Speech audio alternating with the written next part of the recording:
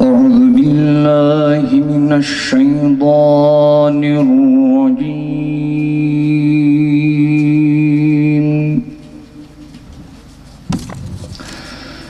بسم الله الرحمن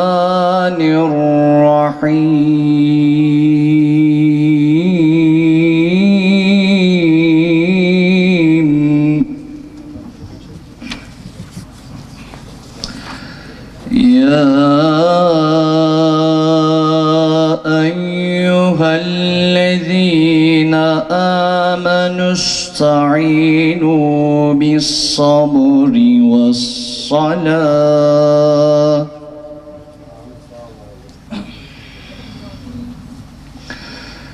إن الله مع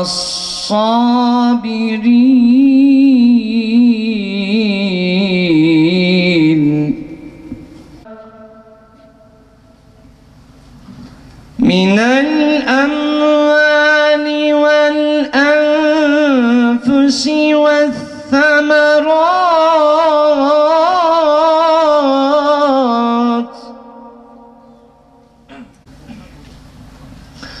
الذين إذا أصابتهم مصيبة قالوا إنا لله. Yaşadığımız bu katliamın üzerinden 26 yıl geçmesine rağmen Başbağlar Köyü mazlumları hala yitirilen haklarını, kaybedilmiş canlarının, kanlarının yerde kalmaması için bu katliamın sorumlularının adalet önünde hesap vermeleri için hukuki mücadelesini bugüne kadar meşru zeminlerde devam ettirmiştir.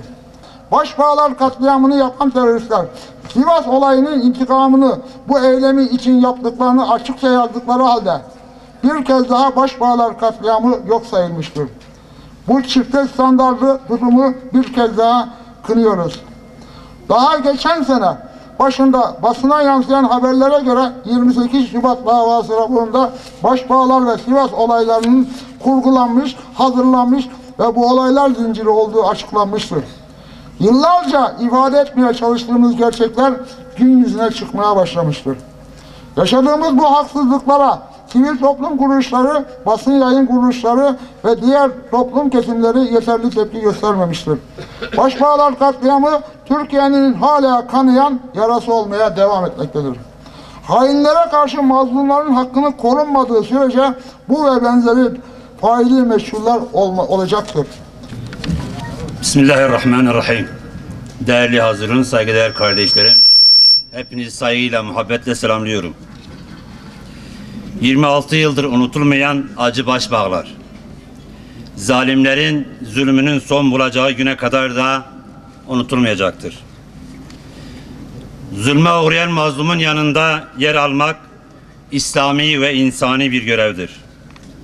1992 Haziran'da Diyarbakır'ın Silvan ilçesinin Susa köyünde 10 masum genci yatsı namazından sonra camiden çıkarıp imamlarıyla birlikte kurşuna dizip katleden zalim ve küresel çetenin yerli uşağı olan örgüt bir yıl sonra da Sivas'taki olayı bahane gösterip İslam'a olan kin ve nefret dolu zehirlerini bu kez Başbağlar'da 33 yiğidi katlederek gösterdiler. Zalimlere ve zulme karşı duruşumuz hep aynıdır. Kimden ve nereden gelirse gelsin, ırkına, rengine, dinine, mezhebine, statüsüne bakmadan zulme ve zalime karşı durmak inansal bir ilkemizdir. Zalimin zulmünü nerede kusacağı belli değildir.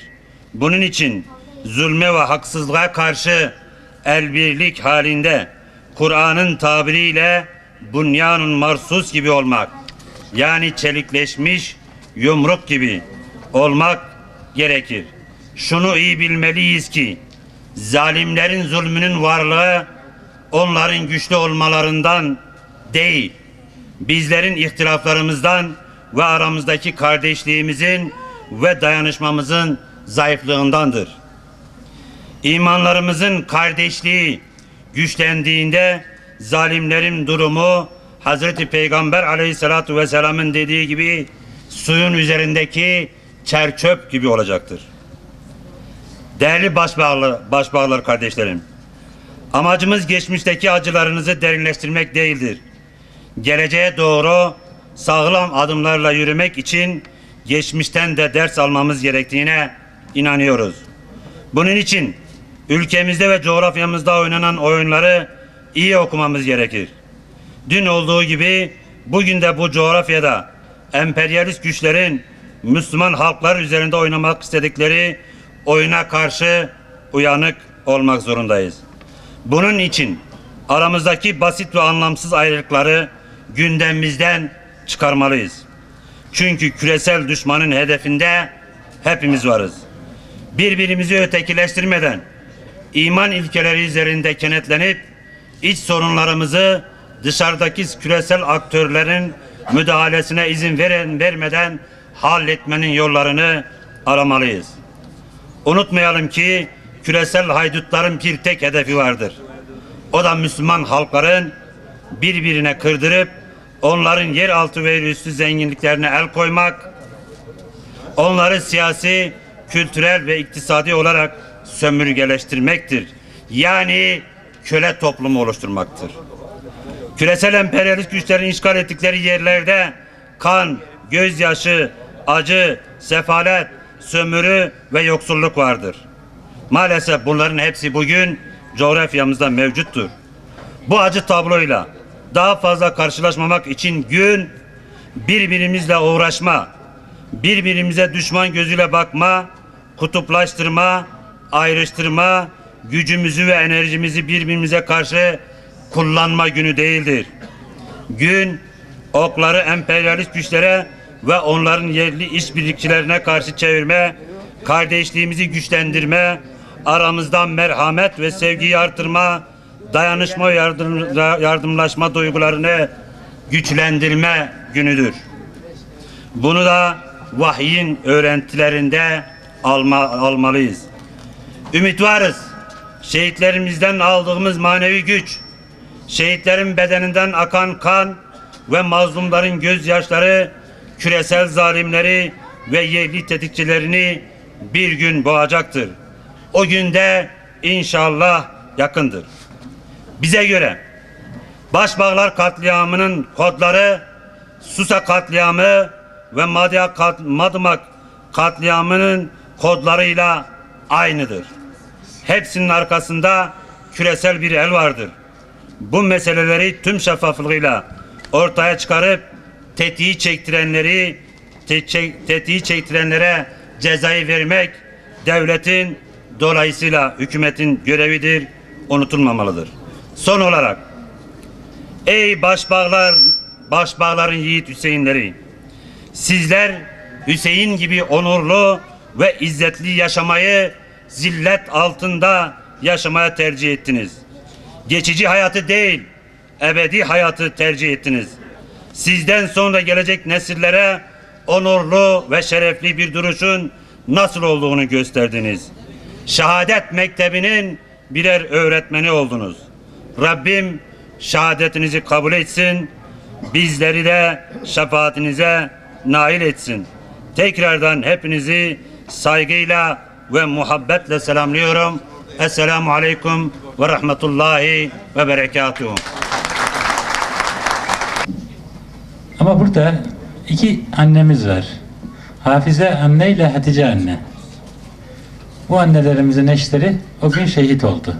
Hoş geldiniz. Bize 26 senedir unutmadığınız için çok teşekkür ederiz. 26 senedir biz Siyonist Amerika'nın karşısında yurdumuzu bilmek istedikleri için biz dik durduk. Hala yine dik duracağız. Onların gücü yetmeyecek bizi bölmeye. Hiçbir zaman inancımızla, bayrağımızla, vatanımızla uğraşacaklar ama hiçbir zaman bölemeyecekler bizi inşallah. Onların 33 tane şehit verdik ama maşallah yerlerde 330 tane torunları oldu hepsinin. Onun için çok sevinçli ve dik. Teşekkür ederim. Ben hiç konuşamam böyle. Allah razı olun hepinizden. Ayağınıza sağlık. Hoş geldiniz. Bizleri unutmadığınız için çok teşekkür ederiz.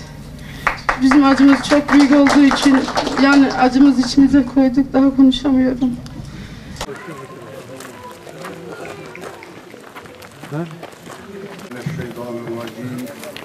Bismillahirrahmanirrahim. Elhamdülillahi Rabbil alemin. Vessalatu vesselamu ala Resulina Muhammedin ve ala alihi ve ashabihi ecma'in. Selamına iman ediyoruz. Şehitlerimizi, bütün şehitlerimizi sana emanet ediyoruz ya Rabbel alemin.